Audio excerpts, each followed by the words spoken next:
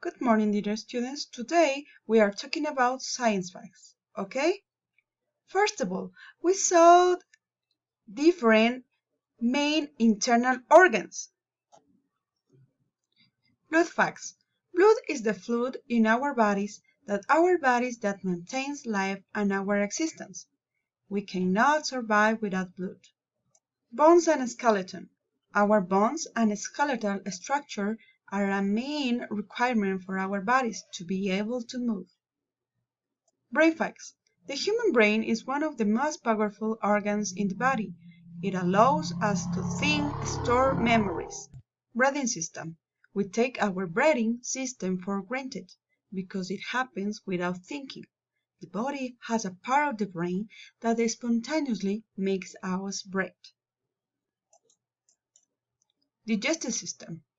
The only time we ever think about our digestive tract is when we're hungry or we are sick and have tummy troubles. Okay, now we are talking about the main organs are the brain, the lungs, the heart, and the stomach.